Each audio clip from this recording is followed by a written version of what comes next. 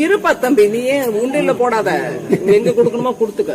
இது என்ன மேட்டர்னு உங்களுக்கே தெரியும். மழை வெள்ளத்தால் பாதிக்கப்பட்டிருக்கிற தென் மாவட்டங்களை பார்வையிடுறதுக்காக மத்திய நிதியமைச்சர் நிர்மலா சீதாராமன் தென் மாவட்டங்களுக்கு போயிருக்கிறாங்க. அங்கே உண்மையிலேயே பாதிக்கப்பட்ட அந்த மக்களை சும்மா சம்பிரதாயத்துக்காக பார்த்துட்டு நேராக அவங்க வாக்கில் போய் பார்த்துருக்குறாங்க. ஏன்னா மழை வெள்ளத்தால் மக்கள் பாதிக்கப்பட்டிருக்கிறதெல்லாம் இப்போ ரொம்ப சமீபத்தில் நடந்த ஒரு தற்காலிக நிகழ்வு தானே. ஆனால் கடந்த 100 வருஷ திராவிட அரசியலால் தமிழ்நாட்டில் கடுமையான அடக்குமுறைகளுக்கும் கடுமையான ஒடுக்குமுறைகளுக்கும் ஆளாயிருக்கிறது அவங்க வாக்கள் தானே. அதனால மேடம் நேராக அவங்க வாக்கில் போய் பார்த்துருக்குறாங்க. இதை என்ன ஒளிச்சு மறைச்சு பேசிக்கிட்டு மாமாக்களை போய் பார்த்துருக்குறாங்க. மாமியை பார்த்த ஆனந்தத்தில் மாமாக்களும் தங்களோட கஷ்டங்களை எல்லாம் சொல்லி புலம்பி இருக்கிறாங்க. 2 சொட்டு கண்ணீரையும் விட்டுருக்குறாங்க. இதை பார்த்து உணர்ச்சி வசப்பட்ட மாமியும் அங்கிருந்த இந்து சமய அறநிலையத்துறை அதிகாரிகளை எல்லாம் கூப்பிட்டு லெஃப்ட் அண்ட் ரைட் வாங்கியிருக்கிறாங்க. மாமாக்களோட கஷ்டத்தையும் கண்ணீரையும் துடைக்கிறதுக்கு நீங்கள் இமீடியட்டாக ஏற்பாடு பண்ணுறீங்க. அதுக்கு 1 மாதம்தான் டைமு, இல்லைன்னா டெல்லியிலிருந்து நானே வருவேன்னு பார்த்துக்கோங்க அப்படின்னு சினிமா டைலாகெல்லாம் பேசி ஒரு மிரட்டி விட்டுருக்குறாங்க. இதுதான் அந்த இடத்துல நடந்தது.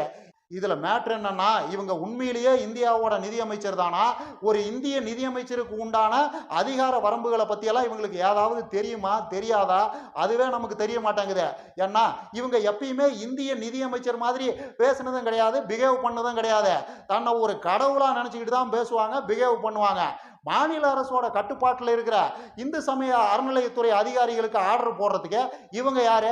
இவங்களுக்கு அந்த அதிகாரத்தை யார் கொடுத்தது? இதே இன்கம் டேக்ஸ் ஆபீஸ்க்குள்ள போய் ஒரு மாநில அமைச்சர் அங்க இருக்கிற இன்கம் டேக்ஸ் ஆபீசர்களுக்கெல்லாம் ஆர்டர் போட்டா அதை இவங்க ஒத்துக்குவாங்களா? என்ன நடக்குது இங்க? மத்திய நிதியமைச்சர்னா நீங்க என்ன கடவுளா? மத்திய நிதியமைச்சர்னா மத்திய நிதி அமைச்சகத்தின் கீழ் இருக்கிற அதிகாரிகளுக்கு வேணும்னா நீங்க ஆர்டர் போடலாம். அதுவும் எல்லாத்துக்கும் எல்லாம் போட முடியாது. உங்க ஆர்டரை ஒபே பண்ண வேண்டிய பொசிஷன்ல யார் இருக்கிறாங்களோ அவங்களுக்கு வேணும்னா நீங்க ஆர்டர் போடலாம். அவ்வளவுதான். இதுதான் ஜனநாயகத்தோட பியூட்டியே. ஜனநாயகத்துல யாருக்குமே கட்டற்ற அதிகாரம் எல்லாம் கிடையாது. அத்தனை பேரோட அதிகாரமும் ஒரு வரம்புக்கு உட்பட்டது தான். அது மோடியோட அதிகாரமா இருந்தாலும், நிர்மலா சீதாராமனோட அதிகாரமா இருந்தாலும், ஸ்டாலினோட அதிகாரமா இருந்தாலும், யாரோட அதிகாரமா இருந்தாலும் ஒரு வரம்புக்கு உட்பட்டதுதான். கட்டற்ற அதிகாரம்ங்கிறதெல்லாம் யாருக்குமே கிடையாது. அதுதான் ஜனநாயகம். ஏன்டா நீ லூசாடா?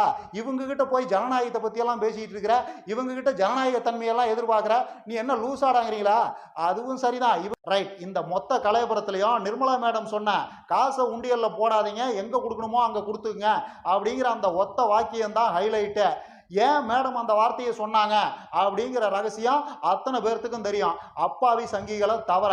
ஏன்னா ஆண்டாண்டு காலமாக அவாக்கள் கோயில்களை தங்களோட கட்டுப்பாட்டில் வச்சுக்கிட்டு ஆண்டு அனுபவிச்சுக்கிட்டு இருந்தா, இப்போ அந்த அதிகாரத்தை பிடுங்கிட்டாங்க. அந்த ஆற்றாமையும் இயலாமையும் கோபமும் வன்மமும் தான் இந்த மாதிரியான வார்த்தைகளாக வெளிப்படுது. யாருக்கிட்ட இருந்து அதிகாரத்தை பிடுங்கினாங்களோ திரும்ப அவங்ககிட்டயே அந்த கோயிலோட அதிகாரத்தை கொடுத்துடணுங்கிறதுக்காக தான் ஆர்எஸ்எஸும் பிஜேபியும் நெருப்பா தீயா வேலை செய்து. இதுவும் எல்லாத்துக்கும் தெரியும், பாவப்பட்ட அப்பாவி சங்கிகளை தவிர. இதுல ஒளிவு மறைவெல்லாம் ஒன்றும் இல்லை. இப்போ மேடம் சொன்ன அந்த வாக்கியத்துக்கு வர்றேன். மேடம் என்ன சொல்றாங்க? உண்டியல்ல காசு போடாதீங்க, எங்க கொடுக்கணுமோ அங்க கொடுத்துங்க அப்படிங்கிறாங்க. அதிகாரம் இருக்குதுங்கிறதுக்காக இவங்க என்ன வேணும்னாலும் பேசுவாங்களா? எனக்கு புரியல.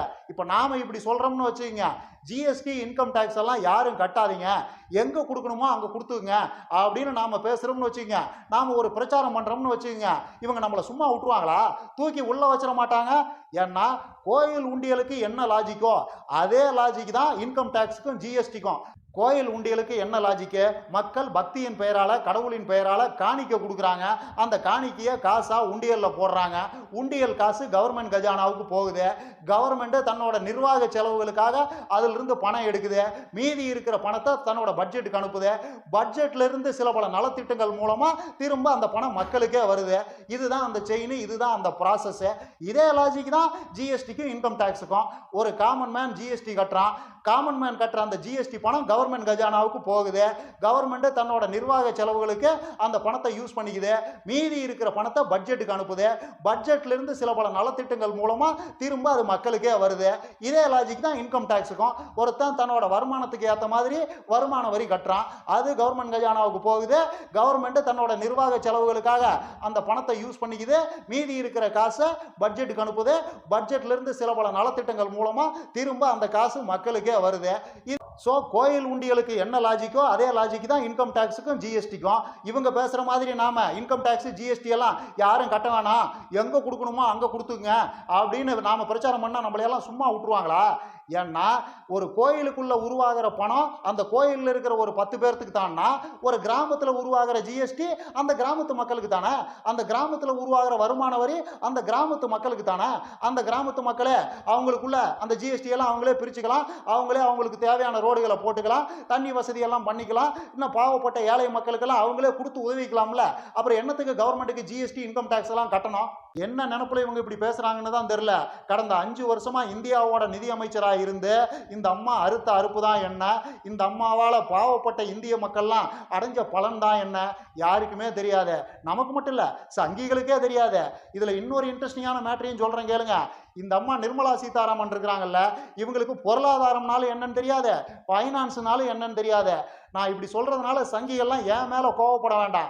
ஏன்னா இதை சொன்னது நான் இல்லை, இந்த அம்மாவோட கணவர் சீதாராமன் இருக்கிறார்ல, அவரே இதை பல தடவை சொல்லியிருக்கிறாரு. இந்த அம்மாவுக்கு ஃபைனான்ஸ்னா என்னன்னே தெரியாது. ஃபைனான்ஸா? அது எப்படி பைனாப்பிளை விட இன்னும் ருசியாக இருக்குமா, நல்லா இனிப்பாக இருக்குமா அப்படின்னு கேட்பாங்க. இவங்களை போய் ஃபைனான்ஸ் மினிஸ்டர் ஆக்கியிருக்கீங்களே, இந்தியாவை கடவுள் தான் காப்பாற்றணும்னு அவரே பல தடவை புலம்பி இருக்கிறாரு.